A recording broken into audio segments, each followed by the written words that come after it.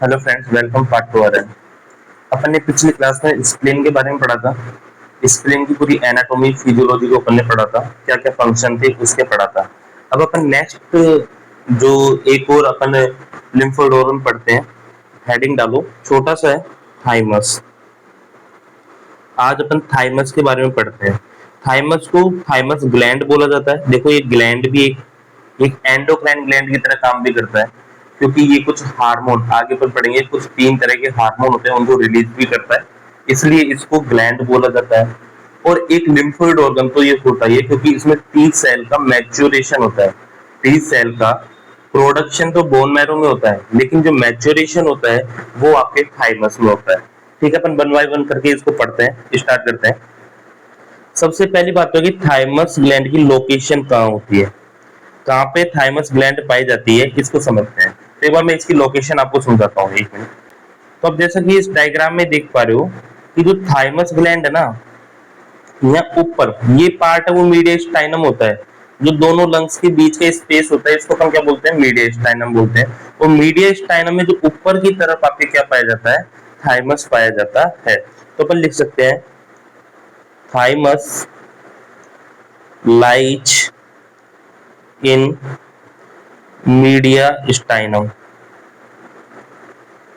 और यदि मीडिया स्टाइनम में भी बात करें तो अपर अपर मीडिया स्टाइनम में भी अपन बात करें तो ये अपर पार्ट ऑफ मीडिया स्टाइनम में पाया जाता है। ठीक है, अब मीडिया स्टाइनम के आगे तो स्टर्नम होता है, ये स्टर्नम के पीछे पाया जाता है, जस्ट बिहाइंड द स्टर्नम। ये स्टर्नम के ठीक पीछे पाया जाता है। और आगे किसके पाया जाता है, एंटेरियर टू आपके arc of aorta, arc of aorta बोल दो, या आपके ब्रैकियोसेफेलिक वेन के आगे पाया जाता है। आपको पता है, हार्ट आप पूरा आप आगे से पीछे जाओगे तो आप अपनी जो चेस्ट को देखोगे तो सबसे आगे आपको स्टर्नम दिखेगा। स्टर्नम के पीछे आपको थाइमस ग्लैंड दिखेगी। थाइमस ग्लैंड के पीछे फिर आपको हार्ट आएगा। ठीक है, तो ऐसे इसका सीक्वेंस चलता है। क्लियर? तो ये क्या है, जो आपके आर्क ऑफ अरोटा है, ब्रैकियोसेफेलिक वेन है, इनके तो आगे होता है और स्टर्नम के पीछे होता है। जब भी आपके हार्ट की ओपन हार्ट सर्जरी होती है, अपन को हार्ट तक पहुंचना होता है स्टर्नम को काट के, तो बीच में थाइमस ग्लैंड भी पड़ती है। यदि आप ऊपर का पार्ट देख रहे हो, हार्ट के ऊपर के पार्ट की सर्जरी कर रहे हो, तो पूरा स्टर्नम को काटा जाता है। और जब स्टर्नम को काटते हैं तो बीच में आपके बिल्कुल फैटी टिश्यू मिलता है, क्योंकि ओल्ड एज में जाके या अडल्ट में, देखो हार्ट सर्जरी ज्यादातर अडल्ट में होती है, तो जो अडल्ट में जाके जो बिल्कुल जो थाइमस ग्लैंड है, एक बिल्कुल फैटी टिश्यू की तरह मिलता है, जैसे अपना फैट होता है ना वैसे, क्योंकि बिल्कुल एट्रोफी हो जाती है उसकी। तो वहां पे आपको थाइमस ग्लैंड, आपको जैसे स्टर्नम काटते हैं तो तुरंत आपको देखने को मिलती है, तो थाइमस ग्लैंड को भी हटा दिया जाता है। ठीक है, क्लियर है बात? ऊपर कान तक एक्सटेंड हो रही है, ये ऊपर बिल्कुल नेक के रूट तक जाती है ना, and extend upward up to root of neck. Root of neck तक ये ऊपर की तरफ जाती है, ये आप देखो। ठीक है, ये जो नेक का रूट है, ये नेक है, तो यहां तक ये जाती है थाइमस ग्लैंड। तो आपको मैंने क्लियर कर दिया कि थाइमस ग्लैंड की लोकेशन क्या होती है, आप एक बार देख लो। ये थाइमस ग्लैंड है। ठीक है, अपर मीडियस्टाइनम में, स्टर्नम के पीछे है, हार्ट के आगे है, और नेक तक जा रही है ये, है ना। अब यदि अपन इसके वेट की बात करते हैं कि इसका वेट क्या होता है, तो अपन एक बार इसका वेट देख लेते हैं। जो आपके थाइमस ग्लैंड होती है, इसका वेट जो सॉरी एट बर्थ पे, एट बर्थ पे जो थाइमस होती है उसका वेट ओनली 15 से 20 ग्राम होता है। कितना होता है? 15 से 20 ग्राम होता है। लेकिन प्यूबर्टी तक ये वेट है वो बढ़ता जाता है, और ये वेट प्यूबर्टी तक बढ़ता बढ़ता 30 टू 40 ग्राम हो जाता है। कितना हो जाता है? 30 टू 40 ग्राम तक हो जाता है। फिर प्यूबर्टी के बाद में इसका रिग्रेशन स्टार्ट होता है, फिर ये एट्रोफी स्टार्ट होती है, ये छोटा होने लगता है प्यूबर्टी के बाद में, है ना। और अडल्टहुड तक आते हुए अडल्टहुड तक आते आते हुए इसका return weight and size up to same as childhood, जितना बालकों में रहता है ना, मतलब कि वही आपके 10 ग्राम तक आ जाता है। ठीक है, तो याद रखना कि प्यूबर्टी तक तो इसका जो वेट होता है, इसका साइज होता है थाइमस का, वो बढ़ता जाता है, क्योंकि प्यूबर्टी तक अपनी बॉडी में इम्यूनिटी टी सेल ब्लड में इतनी मैच्योर नहीं होती, तो आपका थाइमस है वो टी सेल को बनाता रहता है। लेकिन प्यूबर्टी के बाद में इसका साइज छोटा होने लगता है, क्योंकि प्यूबर्टी तक जितनी टी सेल आपकी बॉडी में बननी होती है वो बन जाती है, जितनी इम्यूनिटी डेवलप होनी होती है वो डेवलप हो जाती है, फिर मेमोरी टी सेल आ जाती है आपके, और काफी सारे ब्लड में इम्यूनिटी डेवलप हो जाती है। फिर थाइमस को इतना ज्यादा टी सेल बनाने की जरूरत नहीं होती, यदि ज्यादा टी सेल थाइमस बनाएगी ना तो भी दिक्कत हो जाती है। ठीक है, तो टी सेल है वो 18 साल तक प्यूबर्टी तक ही आपके इम्यूनिटी है, टी सेल उनको मैच्योर करती है, उसके बाद मैच्योर नहीं करती। इसलिए प्यूबर्टी के बाद में थाइमस ग्लैंड की जो साइज होती है वो दोबारा रिटर्न होने लगती है अपनी नॉर्मल शेप में। ओके, अब अपन एक बात देख ले, वैसे आपने एनाटॉमिकल पोजीशन थाइमस की देख ली है, लेकिन एक बार और अपन देख लेते हैं anatomical position of thymus. Upon thymus की एक बार और एनाटॉमिकल पोजीशन देख लेते हैं और इसको समझते हैं। ठीक है, आपको मैंने बताया था एनाटॉमिकल पोजीशन में अपन देखते हैं इसके आगे पीछे क्या क्या पाया जाता है। तो सबसे पहले इसके एंटीरियर की बात करें कि इसके आगे क्या है, तो अपन ने देखा था थाइमस के आगे क्या था, स्टर्नम। अपन कह सकते हैं अपर पार्ट ऑफ स्टर्नम आपके कहाँ पाया जाता है, थाइमस के आगे। आपने ये डायग्राम में देखा था, इस डायग्राम को अपन नीचे लिया था, सॉरी आएगा नहीं, ये इसके स्टर्नम के आगे है, वो क्या है आपके, वो सॉरी थाइमस के आगे स्टर्नम होगा। यदि अपन पोस्टीरियर बात करें कि थाइमस के पीछे क्या होता है, तो ये भी मैंने आपको बताया था आर्क ऑफ अरोटा होगा, आर्क ऑफ अरोटा होगा, या ब्रैकियो सेफेलिक वेन पाई जाती है, ब्रैकियोसेफेलिक वेन पाएगी, आर्क ऑफ अरोटा होगा, और आप थोड़ा और पीछे चल जाओगे तो ट्रैकिया देखने को मिल जाएगा। ठीक है, ये आपके पोस्टीरियर हो गया। यदि मैं लेटरल की बात करूं कि इसके लेटरल क्या होता है, बगल में क्या होता है, तो आपको सोचो मीडिया स्टाइनम है, मीडिया स्टाइनम की ये मीडिया स्टाइनम है।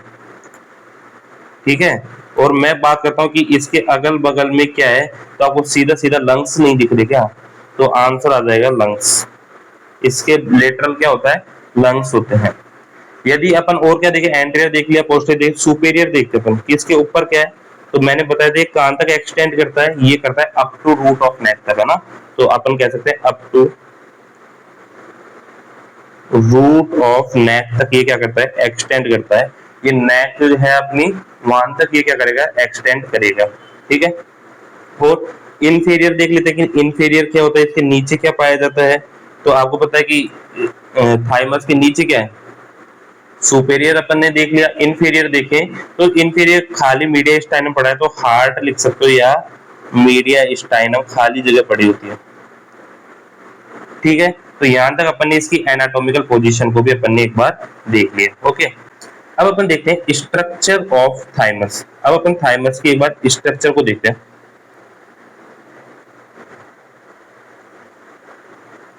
स्ट्रक्चर ऑफ थाइमस, है ना।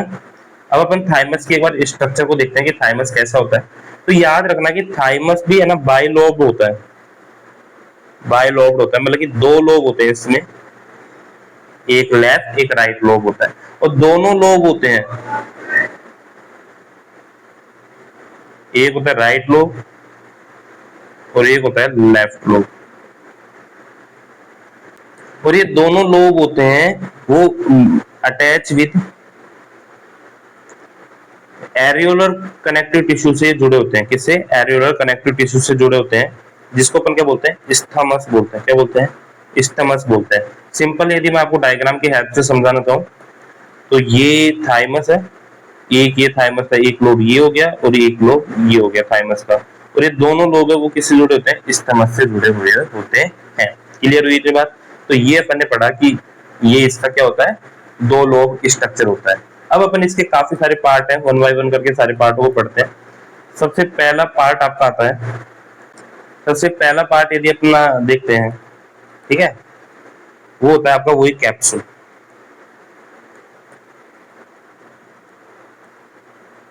कैप्सूल एंड ट्रैबेकुली, मतलब ये तो आपको क्लियर हो गया कि जो थाइमस होता है वो भी एक कैसा ऑर्गन है, कैप्सुलेटेड ऑर्गन होता है।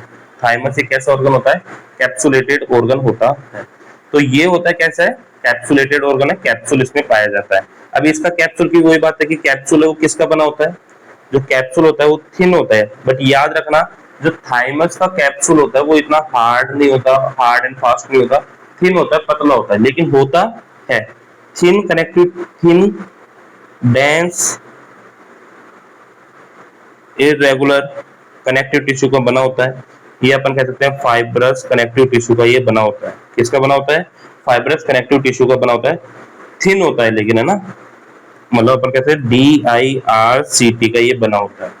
इसमें भी कुछ ट्रेबेकुलीज होती हैं जो अपन ने पढ़ी थी कि ट्रेबेकुलीज होती है कहां से अराइज होती है, कॉर्टेक्स में अराइज होती है। ट्रेबेकुलीज अराइज फ्रॉम कॉर्टेक्स, किसकी बनी होती है, ये भी किसकी बनी होती है, कनेक्टिव टिश्यू की बनी होती है। अपन कह सकते हैं एक्सटेंशन ऑफ कनेक्टिव टिश्यू। क्या करते हैं, कैप्सूल से निकलेंगी ये और आपके थाइमस को काफी सारे पार्टों में डिवाइड कर देंगी, काफी सारे कंपोनेंट में, लोब में डिवाइड कर देती है। लिखो, divide thymus into many lobules. ये थाइमस के अंदर काफी सारे लोब्यूल्स बनाती है, छोटे छोटे लोब्यूल बना देती हैं। और ये ट्रेबेकुली जो है, ट्रेबेकुली ये भी लिख दो, run along with vessels and nerve. इसके साथ कुछ नर्व और वेसल्स भी साथ साथ चलती रहती हैं। तो ये अपन ने देखा कि जो ट्रेबेकुलीज होती हैं, सॉरी ये कॉर्टेक्स हटाओ यहाँ से, कैप्सूल आएगा, है ना। तो मैंने यही बताया कि जो कैप्सूल होता है, सबसे बाहर की कवरिंग होती है कैप्सूल होता है, लेकिन यहाँ का कैप्सूल होता है वो थोड़ा थिन होता है, स्प्लीन इनकी तरह हार्ड मोटा नहीं होता। दूसरी बात की जो ट्रेबेकुलीज होती है, कैप्सूल से ट्रेबेकुलीज अराइज होती हैं, जो कि आपके थाइमस को काफी सारे लोब्यूल्स में डिवाइड करती हैं। ठीक है, थाइमस को काफी सारे लोब्यूल्स में क्या कर देती हैं, डिवाइड कर देती हैं। और ये ट्रेबेकुलीज होती हैं, वही उन्हीं के साथ में ब्लड वेसल्स और नर्व है वो थाइमस के अंदर एंट्री करती है ना।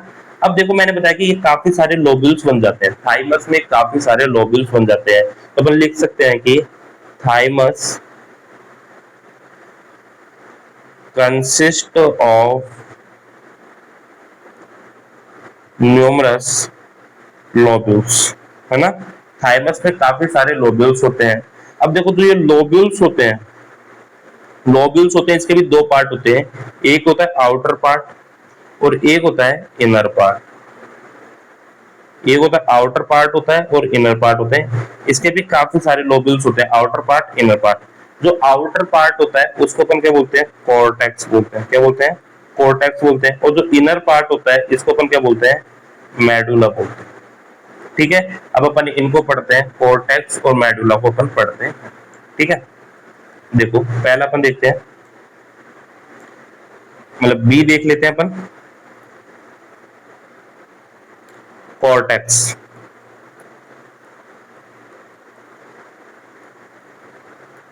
कॉर्टेक्स ऑफ लोब्यूल्स, अपन बी देखते हैं, कॉर्टेक्स ऑफ लोब्यूल देख लेते हैं। ओके, देखो जो कॉर्टेक्स वाला पार्ट होता है, थाइमस के लोब्यूल्स का जो कॉर्टेक्स वाला पार्ट होता है, इसके अंदर पाई जाते हैं इमैच्योर टी सेल। फिर ये टी सेल का मैच्योरेशन होता है मेडुला में जाती है। ये बात याद रखना कि जो आपके कॉर्टेक्स वाला पार्ट होता है इसमें इमैच्योर टी सेल पाई जाती है।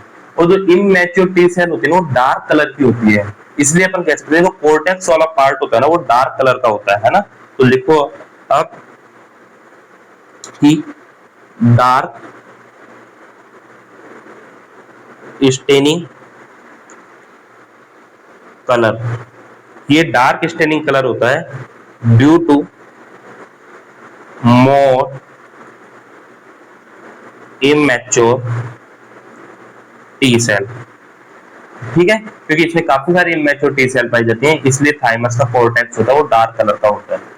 एक बात और याद रखो, आपको मैं बताता हूँ कि जो कॉर्टेक्स होता है ना, इस देखो पूरे थाइमस ग्लैंड का ओवरऑल फंक्शन एक ही है, मेन फंक्शन एक ही है, टी सेल का मैच्योरेशन करना है। टी सेल का प्रोडक्शन तो कहाँ पे होता है, बोन मैरो में होता है, फिर वो बोन मैरो से चल के टी सेल कहाँ पे आती है, आपके थाइमस ग्लैंड में आती है, और यहाँ पे आके टी सेल का क्या होता है, मैच्योरेशन होता है। अब ये मैच्योरेशन कैसे होता है, ये थोड़ा सा मैं समझाता हूँ कि कॉर्टेक्स में ये मैच्योरेशन होता है, लेकिन कैसे होता है समझो। यहाँ पे होता है, मतलब मैच्योरेशन होने के लिए यहाँ पे एक स्टेप आता है जिसको अपन बोलते हैं positive selection of T cell. क्या होता है, positive selection of T cell. अब क्या होता है positive selection of T cell, ये समझो। आप एक चीज जानते हो, एमएचसी होता है, मेजर स्टोलाइटिक कॉम्प्लेक्स। ठीक है, मेजर स्टोलाइटिक कॉम्पैक्टिबिलिटी या मेजर स्टोलाइटिक कॉम्प्लेक्स होता है। ठीक है, ये क्या होता है कि कोई भी सेल है उसके ऊपर, जब मान लो ये टी सेल है, इस टी सेल के ऊपर एमएससी लगा हुआ है। ठीक है, आप ये पढ़ा होगा छोटी क्लास में कि ये टी सेल है, इसके ऊपर ये क्या लगा हुआ है, एमएससी लगा है। इसका मतलब एमएससी का मतलब ये है कि ये अपनी सेल है। एमएससी का एक सिंपल सा मतलब होता है सिग्नेचर होना। कोलेस्ट्रॉल का एमएससी बना होता है। मान लो आपकी बॉडी में, ये सब छोड़ो, मैं आपको सिंपल तरीके से समझाता हूँ। एक आपकी बॉडी में ये टी सेल है, और ये आपकी बॉडी में एक नॉर्मल सेल है, और ये एक आपकी बॉडी में बाहर की सेल है। ये आपकी बॉडी सेल है और ये आउटर सेल है, बाहर की सेल है। ठीक है, और ये आपकी बॉडी की टी सेल है। टी सेल का काम क्या होता है कि जो बाहर की सेल आई है उनको किल कर देना, अपनी बॉडी की सेल को किल नहीं करना, ये टी सेल का काम होता है। मैच्योरेशन यही है। अभी इमेच्योर टी सेल, अब टी सेल क्या करेगी, क्या होता है, आपकी हर सेल के ऊपर, अपनी बॉडी की हर सेल के ऊपर एक एमएससी पाया जाता है। क्या पाया जाता है, एमएससी पाया जाता है। ये एमएससी आपकी बॉडी की सेल के अंदर ही पाएगा, आपकी बॉडी की हर सेल के अंदर एमएससी पाया जाएगा। वो एमएससी ये बताता है कि ये सेल भाई तेरी बॉडी की है। अब टी सेल है ना, इस एमएससी को देख लेगा।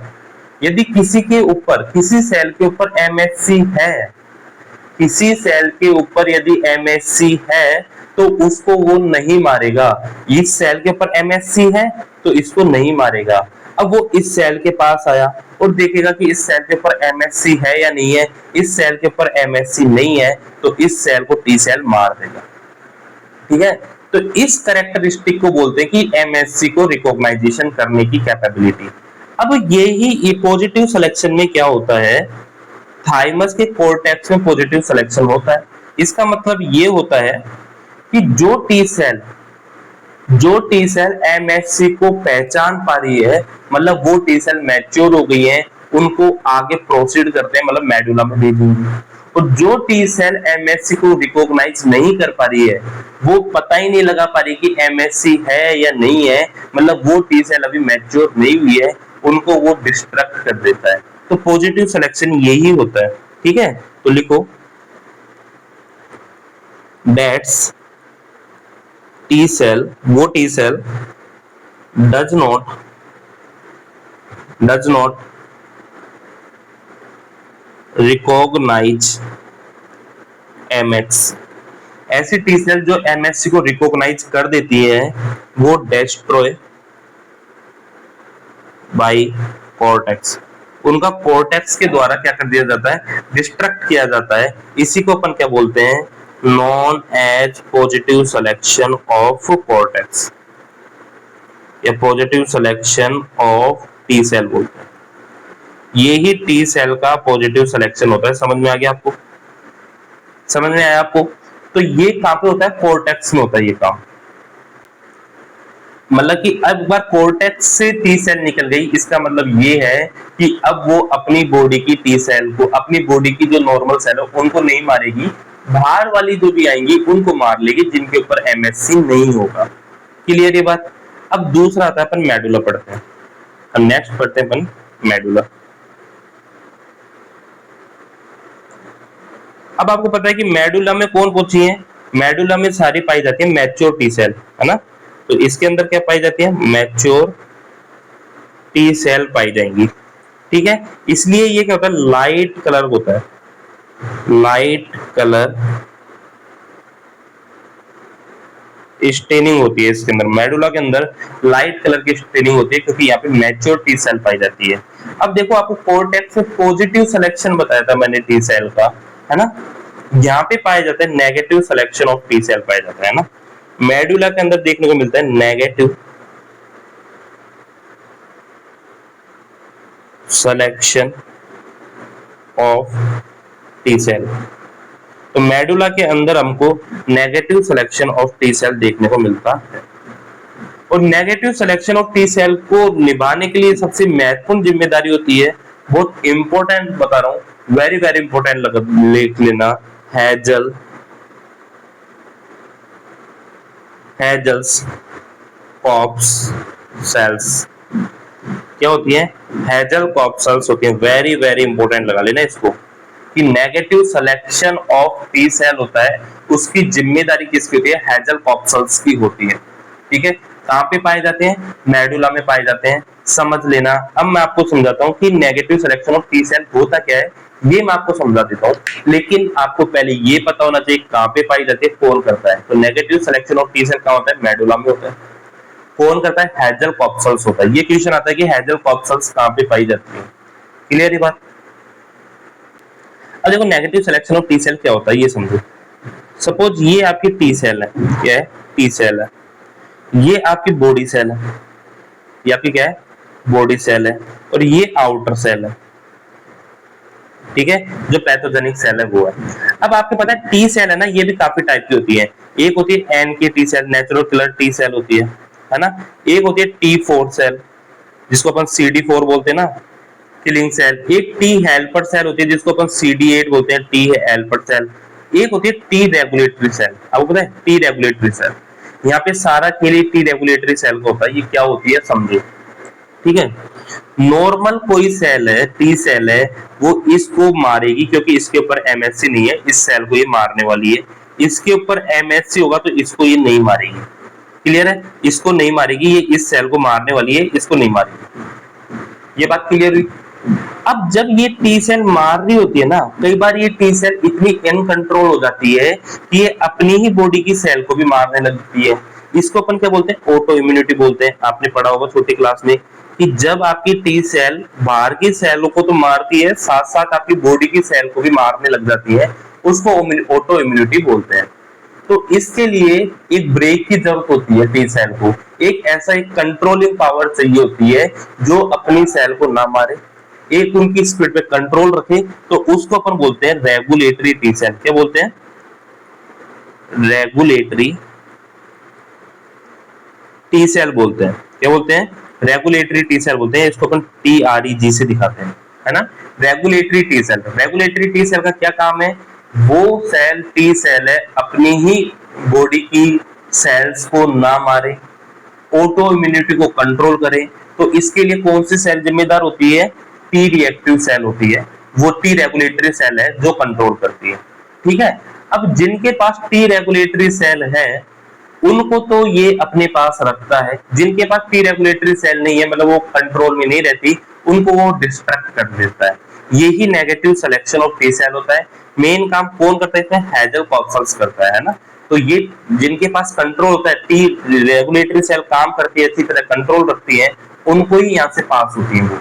जिनके पास टी रेगुलेटरी सेल नहीं होती अच्छी तरह, उनके ऊपर कंट्रोल नहीं होता, उनको डिस्ट्रैक्ट कर दी जाती है। ठीक है, तो इसको अपन लिख सकते हैं, क्या होता है ये, elimination of self reactive T cell. यहाँ पे जो सेल्फ रिएक्टिव टी सेल है जो ऑटो इम्यूनिटी कर रहा है, इनको एलिमिनेट कर दिया जाता है, या इसको बोल सकते हैं डेवलप सेल्फ टॉलरेंस, है ना। सेल्फ टॉलरेंस को डेवलप किया जाता है, और इसमें मेन काम कौन करता है? मेन काम करता है टी रेगुलेटरी सेल। कौन करता है? टी रेगुलेटरी सेल होती है, वो इनमें मेन काम करती है। क्लियर है? आगे बताऊंगा कि एंटीजन पैरासाइट सेल और होती है, इसमें डेंड्राइटिक सेल भी होती है, वो टी रेगुलेटरी सेल को डेवलप करती हैं, उसमें मेन काम होता है एंटीजन पैरासाइट सेल का। अभी मैं आपको समझाऊंगा तो आपको समझ में नहीं आएगा, इसलिए अभी मैं इतना नहीं बता रहा आपको ना। लिख लो पर एक बात कि T regulatory cell develop by, इसको डेवलप करने में कौन हेल्प करता है? Antigen parasite cell. कौन करता है? Antigen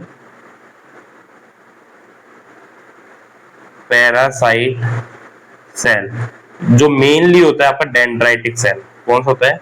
dendritic cell. अभी आपको समझ में नहीं आएगा, इसलिए मैं आपको इतना नहीं समझा रहा। ओवरऑल ये समझ लो, अपनी बॉडी में कुछ ऐसी सेल होती हैं, डेंड्राइटिक सेल होती हैं, जो एक तरह से टेस्ट का काम करती हैं, वो पैथोजन बन के काम करती हैं कि भाई मैं पैथोजन हूँ, एक बार टेस्ट कर रहा हूँ कि तू सही तरह काम कर रहा भी है नहीं। हकीकत में वो पैथोजन नहीं है, हकीकत में अपनी ही बॉडी की सेल है, लेकिन वो पैथोजन की तरह एक्ट करेंगी ताकि वो पता लग सके कि टी सेल है वो सही तरह काम कर रही है या नहीं। एक तरह से टेस्ट पैथोजन बोल सकते हैं। हकीकत में आपको बीमारी नहीं करेगा, लेकिन पैथोजन की तरह काम करेगा चेक करने के लिए कि भाई टी सेल सही तरह काम कर रहा है या नहीं। वो उनको बोलते हैं पर एंटीजन पैरासाइट सेल। क्या बोलते हैं? एंटीजन पैरासाइट सेल बोलते हैं। मेनली कौन सी है अपनी बॉडी में? डेंड्राइटिक सेल होती है। ओके, इतना समझ में आ गया आपको? ठीक है, तो इस तरह से अपन ने इसकी स्ट्रक्चर देखी थाइमस की। सबसे बाहर तो कैप्सूल होता है, फिर लोब्यूल्स बढ़ जाते हैं, जिसमें बाहर वाला लोब्यूल्स है उसको कॉर्टेक्स बोलते हैं, जिसमें पॉजिटिव सिलेक्शन होता है। अंदर वाला लोब्यूल होता है उसको मेडुला बोलते हैं, जिसमें नेगेटिव सिलेक्शन होता है, हाइड्रल कॉप्सल्स पाई जाती है। अब एक बार अपन फंक्शन और देख लेते हैं, फंक्शन ऑफ टी सेल। वो तो अपन ने देख ही लिया ऐसे, तो फंक्शन तो एडिंग डालो, function of T cell, sorry thymus gland. ये थाइमस ग्लैंड के फंक्शन क्या क्या होते हैं? ठीक है, मेन फंक्शन एक ही है, टी सेल का मैच्योरेशन होना, है ना। तो पहला लिखो टी सेल मैच्योरेशन होना, यही थाइमस ग्लैंड का मेन फंक्शन होता है। ठीक है, आपको पता है कि जो टी सेल होती है इनका यदि अपन प्रोडक्शन की बात करें कि प्रोडक्शन कहाँ होता है, तो आपको पता है कि प्रोडक्शन तो टी सेल का कहाँ पे होगा? आपके बोन मैरो में। टी सेल का प्रोडक्शन तो बोन मैरो में होता है, लेकिन इसका जो मैच्योरेशन है, जो मैच्योरेशन है वो आपके कहां पे होगा? मैच्योरेशन आपके कहां पे होगा? थाइमस ग्लैंड में। क्लियर है इतनी बात? जिसमें आपको पता है कि थाइमस ग्लैंड में भी दो पार्ट होते हैं लोब्यूल्स के, एक तो कॉर्टेक्स होता है और एक मेडुला होता है। कॉर्टेक्स में क्या होगा? कॉर्टेक्स में होता है पॉजिटिव सिलेक्शन, कि ये एमएससी को रिकॉग्नाइज कर रहा है नहीं हो रहा। कॉर्टेक्स में होता है क्या? Positive selection of T cell होता है। जबकि मेडुला में क्या होता है? मेडुला में होता है negative selection of T cell. क्या होता है? Negative selection of T cell होता है, और इसमें मेन जिम्मेदारी किसकी होती है? Hassall's grand corpuscles. अब इतना डिटेल में समझा दिया, इससे ज्यादा मैं नहीं समझा पाऊंगा। ठीक है, दूसरा काम क्या है? दूसरा काम क्या होता है? दूसरा काम इसका है इम्यून सिस्टम रेगुलेशन करने का, regulation of immune system. Immune system regulation करने का कि यदि आपकी टी सेल है ओवर रिएक्टिव हो गई, बहुत ज्यादा रिएक्टिव हो गई आपकी टी सेल है, खुद की बॉडी की सेल को मारने लग रही है, यदि ऑटो इम्यूनिटी डेवलप करने लग रही है, ऑटो इम्यूनिटी डेवलप करने लग रही है, उस ऑटो इम्यूनिटी को कम करने का काम भी किसका है? थाइमस ग्लैंड का ही होता है। क्योंकि ये क्या करेगी? टी रेगुलेटरी सेल होती है, टी रेगुलेटरी सेल को डेवलप करेगी, और जो ऑटो इम्यूनिटी हो रही है उसको क्या करने की कोशिश करती है? किल करने की कोशिश करती है। मतलब अपन कह सकते हैं कि जो थाइमस ग्लैंड है वो इम्यून सिस्टम पे भी क्या करती है, थोड़ा बहुत कंट्रोल करती है। ठीक है, एक और काम है इसका, सी देखते हैं, एक और काम है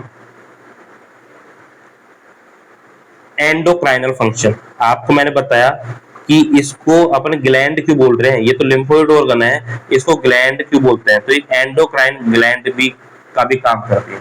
देखो एंडोक्राइन ग्लैंड क्या होती है, ऐसी ग्लैंड जो हार्मोन सिक्रेट करती है, हार्मोन को सिक्रेट करती है। तो जो भी ऑर्गन हार्मोन सिक्रेट करेगा उसको एंडोक्राइन ग्लैंड बोलेंगे। तो इसलिए थाइमस भी कुछ हार्मोन को सिक्रेशन करती है। ठीक है, तो इसको एंडोक्राइन ग्लैंड बोला जाता है बिकॉज सिक्रेशन ऑफ हार्मोन, ये कुछ हार्मोन को सिक्रेट करती है, इसलिए इसको अपन क्या बोलते हैं, एंडोक्राइन फंक्शन बोलते हैं, एंडोक्राइन ग्लैंड बोलते हैं। कौन कौन से हार्मोन सिक्रेट करती है ये भी आपको पता होना चाहिए। ठीक है, सबसे मेन है थाइमोसिन। कौन सा है, थाइमोसिन। ठीक है, दूसरा होता है थाइमोपोएटिन। ठीक है, और तीसरा होता है आपका थाइमुलिन। कौन कौन से होते हैं, थाइमोसिन, थाइमोपोएटिन और थाइमुलिन। इनके अलग अलग काम है। जैसे थाइमोसिन क्या काम करता है, ये काम करता है आपका टी सेल का मैच्योरेशन कराने में हेल्प करता है, मैच्योरेशन ऑफ टी सेल। जो टी सेल का मैच्योरेशन हो रहा है, पॉजिटिव सिलेक्शन, नेगेटिव सिलेक्शन, फलाना ढिकाना, ये सारा काम करता है थाइमोसिन। बहुत इंपॉर्टेंट है थाइमोसिन, है ना। जब किसी को इम्यूनिटी फंक्शन खराब होता है ना, तो इम्यूनोलॉजिस्ट होते हैं, वो थाइमोसिन टेस्ट भी कराते हैं, आपको पता है। तो बहुत अपने नॉर्मल लैब में नहीं होते, थाइमोसिन का टेस्ट होता है। ठीक है, थाइमोसिन का लेवल देखा जाता है कि थाइमोसिन का लेवल ठीक आ रहा है, मतलब कि आपकी मैच्योर हो रही है टी सेल। ठीक है, तो ये थाइमोसिन होता है, वही मेन हार्मोन होता है जो टी सेल का मैच्योरेशन कराता है। थाइमोपोएटिन क्या करता है, ये डेवलपमेंट ऑफ टी सेल देखता है। मैच्योरेशन और डेवलपमेंट में थोड़ा सा अंतर है। मैच्योरेशन मतलब कि पॉजिटिव सिलेक्शन, वो अपने काम वो सही तरह कर रहा है नहीं, जब पूरा काम हो जाता है तो उसको डेवलप होता है, उसकी साइज बढ़ाना, टी सेल की साइज बढ़ रही है, टी सेल की शेप बढ़ रही है, शेप मॉडिफाई हो रही है, ये सारा काम कौन करता है, थाइमोपोएटिन करता है। उनकी नंबर बढ़ाना, उनके नंबर को बढ़ाना, साइज बढ़ाना, ये सारे काम कौन करता है, थाइमोपोएटिन करता है। एक होता है थाइमोम्यूलिन, ये क्या करता है, एक्टिवेशन ऑफ टी सेल, ये करेगा activation of T cell, T cell को स्टिमुलेट करना कि एक्टिव, जब भी कोई पैथोजन एंटीजन आएगा टी सेल के पास तो उनको एक्टिव करने का काम कौन करता है, थाइमुलिन। तो ये तीन हार्मोन का थाइमस ग्लैंड क्या करते हैं, सीक्रेट करते हैं, थाइमोसिन, थाइमोपोएटिन और थाइमुलिन। इनके काम कोई नहीं पूछे इतने डिटेल में, लेकिन याद रखना थाइमोसिन मेन हार्मोन है, इसका काम क्या होता है, थाइमोसिन का काम होता है आपके जो टी सेल है उसका मैच्योरेशन कराना। डेवलपमेंट का काम कि उसकी नंबर बढ़ाना, साइज बढ़ाना, ये काम करता है थाइमोपोएटिन। और एक्टिवेट का काम कौन करता है, आपके थाइमुलिन। तो इस तरह से थाइमस को अब आपको पता लग गया, इसको ग्लैंड क्यों बोला जाता है, एंडोक्राइन ग्लैंड क्यों बोला जाता है, क्योंकि ये भी कुछ हार्मोन को क्या करती है, रिलीज करती है। इसके बाद में अपन एक बात और पढ़ लेते हैं, जो लास्ट है कि एज के अकॉर्डिंग इसका क्या सीन रहता है, एज रिलेटेड फंक्शन क्या होता है। फंक्शन ना बोले तो इसकी क्या क्या शेप में क्या क्या चेंज हो जाता है, ये मैं आपको बता रहा हूँ, क्योंकि ये क्वेश्चन कई बार पूछ लिया जाता है। आपको पता है कि जो नियोनेट होते हैं, मैंने आपको पहले ही बताया था, नियोनेट हो लो या चाइल्डहुड ले लो, उनमें जो थाइमस होती है वो एक्टिव होती है, उनमें जो थाइमस होती है वो क्या होती है, मोर एक्टिव होती है, एक्टिव होती है। ठीक है, क्यों, क्योंकि वहां पे थाइमस इसलिए एक्टिव होती है क्योंकि वहां टी अपनी बॉडी की जो टी सेल है वो पर्याप्त नहीं होती, टी सेल बन रही होती है, इसलिए वहां पे थाइमस ग्लैंड होती है एक्टिव होती है। जबकि आपकी जो प्यूबर्टी होती है, प्यूबर्टी में ये क्या होती है, पीक पे होती है, पीक फंक्शन पे होती है, मतलब कि मैक्सिमम कैपेसिटी होती है, मैक्सिमम साइज होती है एंड एक्टिव होता है। ठीक है, उसके बाद में अडल्टहुड तक, प्यूबर्टी से लेके अडल्टहुड तक ये क्या हो जाती है, रिग्रेस होती है और इनमें एट्रोफी आने लगती है, वो दोबारा अपनी साइज में क्या करने लगती है, कमी करने लगती है। ठीक है, छोटी होने लग जाती है, क्योंकि आपकी बॉडी में पर्याप्त टी सेल बन चुकी होती है, अब और टी सेल की नीड नहीं होती है। ठीक है। और टी सेल की नीड नहीं होती है, काफी सारी मेमोरी टी सेल डेवलप हो जाती है। और अडल्टहुड में जो थाइमस है ना, अडल्टहुड में जो थाइमस ग्लैंड होता है ये एक फैटी टिश्यू में कन्वर्ट हो जाता है, कन्वर्ट इनटू फैटी टिश्यू। इसलिए मैंने स्टार्टिंग में बताया था कि जब कार्डियक सर्जन होता है स्टर्नम को काटता है तो उसके अंदर उसको फैट फैट दिखाई देता है थाइमस के नाम पे, वो उसको भी हटा देते हैं फिर, क्यों, कोई इतना काम की नहीं होती है। अमिताभ बच्चन जिसको माइस्थेनिया ग्रेविस हो गया था, तो माइस्थेनिया ग्रेविस भी एक ये होता है कि ऑटो इम्यूनिटी है, बहुत ज्यादा इम्यूनिटी टी सेल बनने लगती है, तो उसका भी आपको पता है थाइमेक्टोमी हो चुकी है, थाइमस को हटा दिया जाता है। ठीक है, क्लियर इतनी बात। तो आज के लिए इतना ही। थाइमस ग्लैंड को अपने पूरा पढ़ा कि इसके क्या क्या फंक्शन होते हैं, जैसे अपने शुरू में पढ़ा कि इसकी लोकेशन क्या होती है, थाइमस ग्लैंड कहाँ पे होती है, अपन ने पढ़ा कि इसका क्या वेट होता है, इसकी एनाटॉमिकल पोजीशन को पढ़ा, इसकी स्ट्रक्चर पढ़ा कि इसमें कैप्सूल पाया जाता है, कॉर्टेक्स नोडुला पाए जाते हैं, फिर इसके फंक्शन पढ़ा। ओके, आज के लिए इतना ही। अब लास्ट क्लास में अपन एक छोटा सा टॉपिक और पढ़ेंगे, म्यूकोसा एसोसिएटेड लिम्फोइड ऑर्गन, जिसमें अपन पेयर्स पैचेस पढ़ेंगे। अपन छोटे मतलब 5-10 मिनट की क्लास होगी, और अपन ये भी पढ़ेंगे प्राइमरी लिम्फोइड ऑर्गन कौन से होते हैं, सेकेंडरी लिम्फोइड ऑर्गन कौन से होते हैं। ओके, तो आज के लिए इतना ही, थैंक यू।